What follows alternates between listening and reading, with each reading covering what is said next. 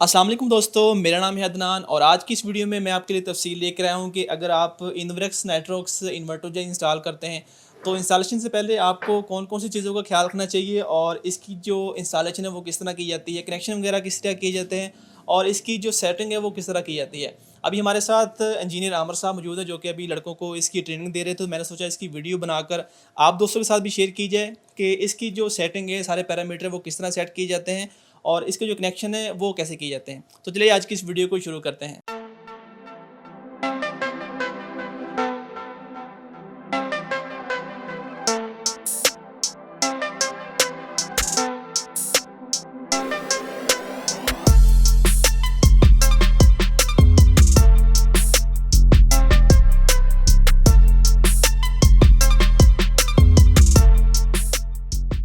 जी, ध्यान भी इसमें ऐसा है कि सबसे पहले जो हम फर्स्ट स्टेप करते हैं इन्वर्टर को हैंग करने के बाद, ये होता है कि हम इसकी प्लेट को उतारते होते हैं।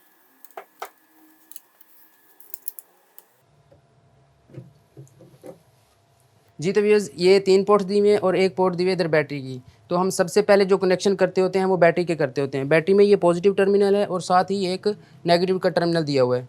जी, तो ये वाली पोर्ट है वापडा इनपुट की, जो हम इन्वर्टर को वापडा देते होते हैं। इसमें पहला पॉइंट है फेज़ का, मतलब लाइन, और साथ न्यूट्रल, और जो थर्ड पॉइंट है ये अर्थिंग के लिए पॉइंट दिया हुआ है। इसके साथ पोर्ट दी हुई है आउटपुट की, जो इन्वर्टर से हम आउटपुट लेते होते हैं।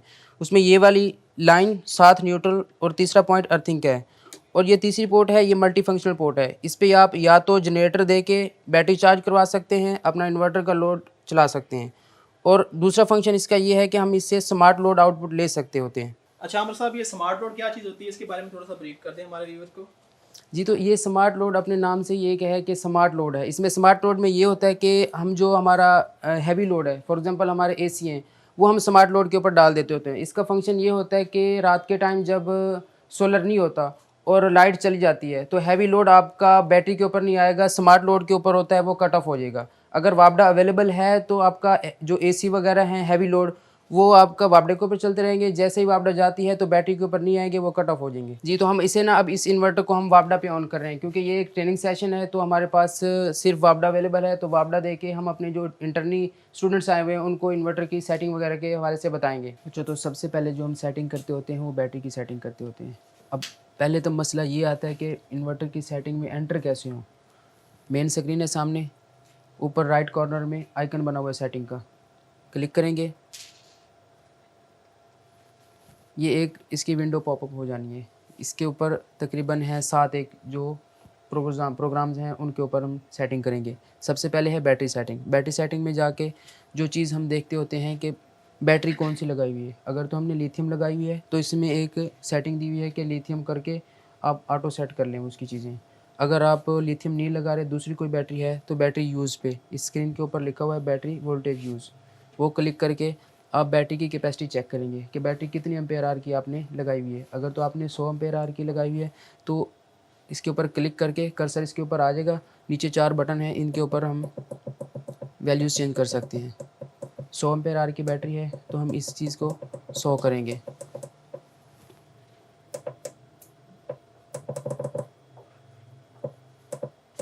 ये 100 हो गई। उसके बाद बैटरी की चार्जिंग और डिस्चार्जिंग, कितने एम्पेयर से बैटरी को चार्ज और कितने एम्पेयर से बैटरी को डिस्चार्ज करते हैं। तो हम ये कर्सर इसके ऊपर ले आएंगे और फिर नीचे जो बटन दिए हुए हैं यहाँ से इसकी वैल्यूज़ डाउन करेंगे। 10 आ गया। उसके बाद जो ये चीज़ है डिस्चार्जिंग, अगर तो लिथियम बैटरी है तो हम इसकी डिस्चार्जिंग 100% भी रख सकते हैं, क्योंकि वो बैटरीज़ की टेक्नोलॉजी ऐसी है कि वो 100% से अपनी एफिशिएंसी से चार्ज भी और डिस्चार्ज भी हो सकती हैं। जबकि ये दूसरी बैटरीज़ हैं, ये उस लिहाज से काम नहीं करती, इनका डीओडी भी कम होता है। तो हम इसकी कर देते हैं 40%। बैटरी को सेव करा दिया। उससे पहले नीचे एक्टिवेट बैटरी है, इसके ऊपर क्लिक करके बैटरी को एक्टिवेट कर दिया। दोबारा ये चीज़ चेक किया है कि जो आपने सेटिंग इंस्टॉल की है वो फाइनल है, जो हमने सेटिंग की थी वो ओके है। उसके बाद नेक्स्ट पेज पे आते हैं। ये 2 चीज़ें हैं, एक साइड पे ग्रिड चार्ज है, दूसरी साइड पे जनरेटर चार्ज है। अगर तो आपने जनरेटर लगाया हुआ है तो जनरेटर की सेटिंग भी कर दें, अगर जनरेटर नहीं लगाया हुआ है तो आप फिर ग्रिड की सेटिंग करेंगे। आप बैटरी को ग्रिड से कितने वोल्टेज तक और कितने एम्पेयर से चार्ज कराना चाह रहे हैं। ऊपर है ये 52 वोल्टेज, ये बेसिकली ये कस्टमर की डिमांड होती है कि मैं बैटरी चार्ज वापडा से करवाना चाह रहा हूँ या नहीं करवाना चाह रहा। अगर तो वो बैटरी चार्ज करवाना चाह रहे हैं तो फिर आप ग्रिड चार्ज और ग्रिड सिग्नल दोनों पे क्लिक करेंगे, क्लिक करके सेव करा देंगे और कितने वोल्टेज तक बैटरी को चार्ज करवाना है उन्होंने। फ़र्ज़ करें बैटरी के फ्लोट वोल्टेज 54 हैं, तो अगर तो वो कह रहे हैं कि मेरी फुल बैटरी जो हो वो वापडा से हो, अगर वो कह रहे हैं मेरी 50% हो या भाई 42 वोल्टेज या 50 वोल्टेज, तो उस लिहाज से वो वोल्टेज सेट करने हैं। इसके हम कर देते हैं 50 वोल्टेज।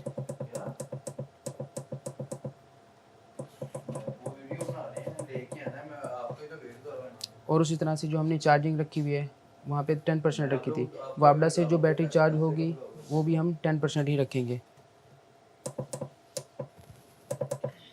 ये सेटिंग हमने सेव करवा देनी है। ये इम्पोर्टेंट चीज़ है कि जो हमने सेटिंग इसमें की है उसे सेव कराना लाजमी है। समटाइम्स ऐसा होता है कि हम सेटिंग कर देते हैं लेकिन इसको सेव नहीं करवाते, तो वो सेव नहीं होती। इस तरह हम तीसरे पेज पे आते हैं इसमें इसके बैटरी के फ्लोट, अब्जॉर्प्शन और इक्वलाइजेशन वोल्टेजेस होते हैं। ये हर बैटरी के उसके ब्रोशर के साथ दिए होते हैं कि इस बैटरी के फ्लोट वोल्टेज क्या रखने हैं हमने। तो नॉर्मली जो ट्यूबलर बैटरीज आती हैं उनके 55 से 57 की रेंज में आती हैं, तो हम इसे 55.5 कर देते हैं।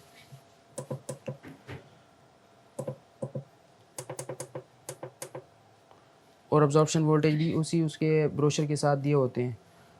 और दूसरी चीज़ आ जाती है इसकी राइट साइड पे कि बैटरी शट डाउन, बैटरी के वोल्टेज लो और रीस्टार्ट कब करना है बैटरी ने।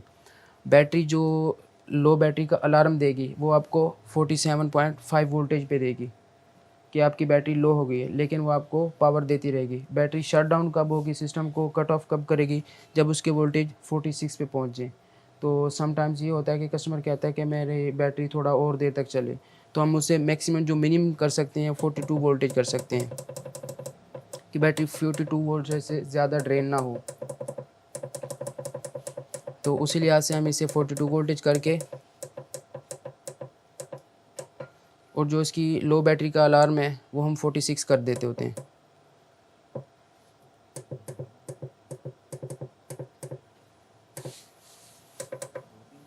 करके अब जब बैटरी चार्ज होगी तो कितने वोल्टेज पे आएगी तो वो दोबारा हमें बैकअप देगी। बैटरी जब चार्ज होगी तो वो दोबारा कितने वोल्टेज पे आएगी तो हमें वो बैकअप देगी। तो हम यहाँ पे लिख देते होते हैं 50 कि जब 50 वोल्टेज तक बैटरी चार्ज हो जाए तो वो हमें अपना बैकअप देना स्टार्ट कर दे। सेटिंग लास्ट में सेव करवानी है।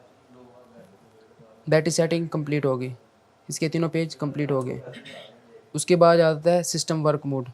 सिस्टम वर्क मोड में अक्सर ये होता है कि इन्वर्टर ग्रिड को फीड कर रहा होता है, हालांकि हमने नेट मीटिंग नहीं करवाई होती, वो ग्रिड को फीड कर रहा होता है। उसमें ये होता है कि ये सेटिंग में ऊपर सेलिंग फर्स्ट लिखा हुआ है, zero export to load, zero export to CT, energy pattern, ये वो चीज़ें हमने ये चीज़ चेक करनी होती है। अगर तो जीरो एक्सपोर्ट टू लोड है तो मतलब ओके, सिस्टम ने ग्रिड में फीड नहीं करना। अगर सेलिंग फर्स्ट पे क्लिक किया हुआ है तो ये ग्रिड को फीड करेगा। सोलर से जो एक्स्ट्रा पावर आएगी ये ग्रिड को फीड करेगा। सेटिंग में जाके सिस्टम वर्क मोड में ज़ीरो एक्सपोर्ट टू लोड करें। इसमें ये होगा कि सिस्टम उतनी ही एनर्जी प्रोड्यूस करेगा सोलर से कि जो अपना घर का लोड चलेगा और बैटरी चार्ज होगी। उसके बाद एनर्जी पैटर्न में ये है कि पहले प्रायोरिटी हमेशा लोड को रखा जाता है कि सोलर की जो प्रोडक्शन है वो पहले लोड चलाए, उसके बाद बैटरी को चार्ज करे। तो हमने लोड फर्स्ट करके अपना सिस्टम को ओके कर देना है। दोबारा ये सेटिंग चेक करें, zero export to load, load first. इसके नेक्स्ट पेज पे आएँ। ये सेटिंग है टाइम ऑफ यूज़ की। टाइम ऑफ यूज़ में ये है कि आपने सेटिंग रखनी कौन सी है, SBU की या SUB की। SBU में ये होता है कि पहले सोलर, उसके बाद बैटरी, देन यूटिलिटी आता है। अगर तो आप टाइम ऑफ यूज़ पे चेक लगा देते हैं और सेव करा देते हैं, अब आपकी सेटिंग होगी है SBU की। आपके घर के लोड को पहले सोलर चलाएगा, then battery and then last में यूटिलिटी। उसमें ये नीचे टाइम ऑफ यूज़ भी दिया हुआ है कि कौन से आवर्स में आपने बैटरी को ग्रिड से चार्ज करवाना होता है। तो समटाइम्स ऐसा होता है कि क्लाइंट कहता है कि मेरी सेटिंग SBU की हो लेकिन मेरी जो बैटरी है वो वापडा से भी चार्ज हो।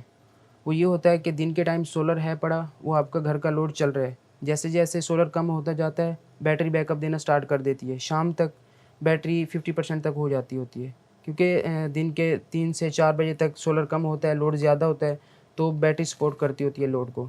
तो जैसे ही रात के 9-10 बजते हैं तो बैटरी 50% तक आ जाती है। तो उस टाइम में हमने बैटरी को चार्ज करवाना होता है। तो ये हम तकरीबन 5 से ये भी 2 लाइन्स हैं, एक जनरेटर है, एक ग्रिड साइड पे। आपने ग्रिड साइड से ओके करके ये 2 नीचे वाले शाम 5 से रात 1 बजे तक ये बैटरी चार्ज होगी। बैटरी कितनी वोल्टेज तक चार्ज होगी वो आपने यहाँ पे सेट करनी है। आपने फुल फ्लोट वोल्टेज क्या रखे थे वहाँ पे 55.5 रखे थे। तो आप बैटरी फुल चार्ज करवाना चाहते हैं तो 55.5 रखेंगे यहाँ पे।